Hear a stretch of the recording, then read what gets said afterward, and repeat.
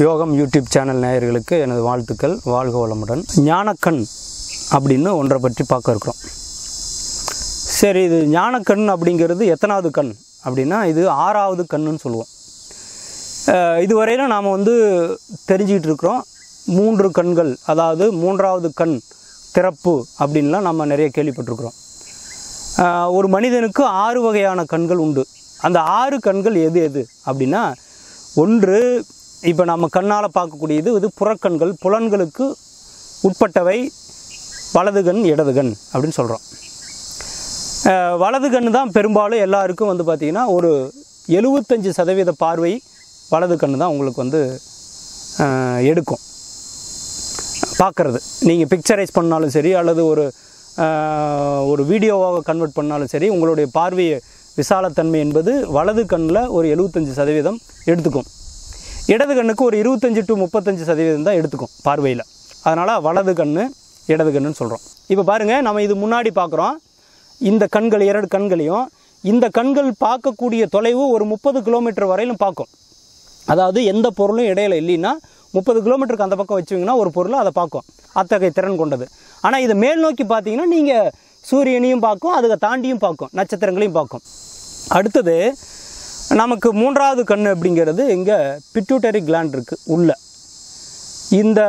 இந்த கண்ணை திறக்கிறதுக்கு தான் அது எல்லா மதத்தினரும் இந்த இடத்த தூண்டுவதற்கான சில பழக்க முறைகளை கொண்டு வந்துட்டுருக்காங்க. இது 3வது கண்ணுன்னு சொல்கிறோம். வினட்ரி கண் 3வது கண்ணுன்னு சொல்கிறோம். இந்த 3வது கண்ணானது எந்த பொருளையுமே, ஒரு மலையை கூட கடந்து ஊடுருவி அந்த பக்க நிகழ்வுகளை கூட கணிக்கக்கூடியது தான் இந்த 3வது கண். 4வதாக ஒரு கண் என்பது பிடரி, பின்பக்கம் இருக்குது. பிடரி கண் பேர், அதுக்கு பேர். இது நமக்கு பின்னாடி யார் வந்தாலும் சரி, நம்ம திரும்பி பார்க்க வேண்டிய அவசியமே கிடையாது.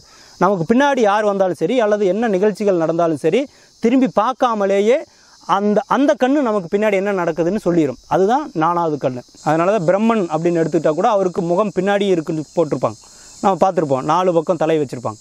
5வது ஒரு கண் இருக்குது. அந்த 5வது கண் பார்த்திங்கன்னா நம்மளுடைய உள்நாக்குக்கு மேலே பினியல் சுரப்பின்னு சொல்கிறோம், அல்லது பைனியல் கிளாண்ட் அப்படின்னு சொல்கிறோம். இந்த கண்ணுக்கு மணக்கண் அப்படின்னு பேர். இப்போ இந்த மணக்கண்ணுக்கு பொறுத்த வரையிலும் பார்த்திங்கன்னா கண்களை மூடிக்கிட்டால் உடனடியாக காட்சியாக வெளிப்படுத்தும். இப்போ உணவே இல்லாமல் சாப்பிட்ற மாதிரியான ஒரு கனவு காண்பது, அல்லது கண்ணை மூடி நீங்கள் நினச்சிங்கன்னா கண் முன்னாடியே அந்த உணவு பரிமாறக்கூடிய நிகழ்ச்சி நடக்கும். லட்சக்கணக்கான மக்களை நீங்கள் ஒரு இடத்துல நீங்கள் திரட்டி வைக்கலாம். அத்தனை பேருக்கும் நீங்கள் வண்ண கலரில் உடைகளை உடுத்தியிருக்கலாம். நீங்கள் விதவிதமாக நினைக்கக்கூடிய கார் அல்லது எதுவானாலும் சரி, அந்த மனம் என்பது நீங்கள் நினைக்கிற அந்த பொருளை உடனடியாக வடிவமாக மாற்றி அது என்ன பண்ணுன்னா நமக்கு கண்ணு முன்னாடியே நிறுத்தும். அப்படி அது எந்த கண்ணு முன்னாடி நிற்குதுன்னா அது மணக்கண் முன்னாடி தான், இந்த கண்ணு முன்னாடி கிடையாது. அதனால தான் அதுக்கு பேர் மணக்கண்ணுன்னு பேர். இந்த மணக்கண்ணுக்கு பொறுத்த வரையிலும், இந்த பீனியல் கிளாண்டுக்கு பொறுத்த வரையிலும், நீங்கள் எந்த பெரிய விஞ்ஞானியாகட்டும் அல்லது மருத்துவராகட்டும், அவர்கள் ஆராய்ச்சி பண்ணி முடிவில் என்ன சொல்லியிருக்காங்கன்னா, உயிரோடு இருக்கிற வரையிலும் தான் இந்த பீனியல் சுரப்பியை நாம் பார்க்க முடியும், அல்லது அந்த சுரப்பி இருக்கும். ஒருவர் உயிர் உடலை விட்டு பிரிந்து விட்டால் உடனடியாக அந்த பீனியல் கிளாண்டு கரைஞ்சிரும். அப்போ கரையுது அப்படின்னா என்ன அர்த்தம்னா, அது ஒரு மணக்கண். மனதுக்கு வடிவம் கிடையாது, உருவம் கிடையாது.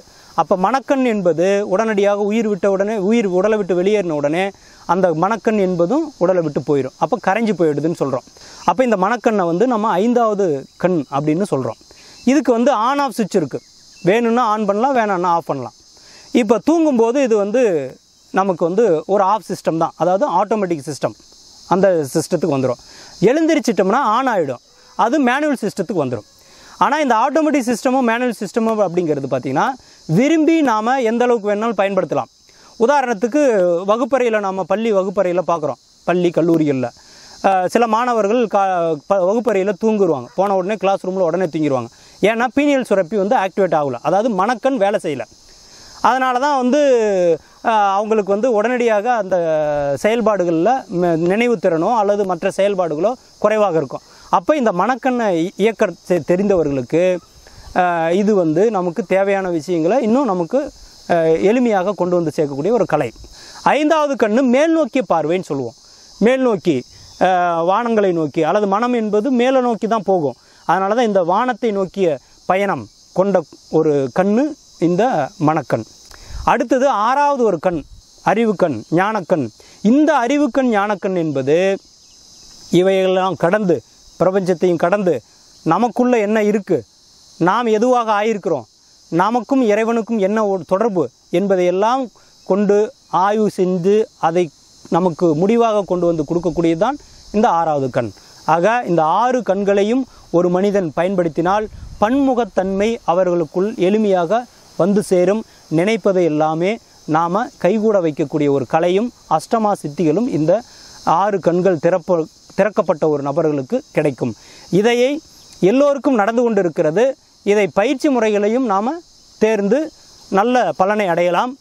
நாம் வரக்கூடிய பின் வகுப்புகளில் நாம் சந்திக்க இருக்கிறோம். நன்றி. இந்த வீடியோ உங்களுக்கு பிரயோஜனமாக இருந்துச்சுன்னா லைக் பண்ணுங்கள், உங்கள் நண்பர்களுக்கும் உறவினர்களுக்கும் ஷேர் பண்ணுங்கள், கீழே கமெண்ட் பாக்ஸில் கமெண்ட் பண்ணுங்கள். மறக்காமல் யோகம் யூடியூப் சேனலை சப்ஸ்கிரைப் பண்ணுங்கள்.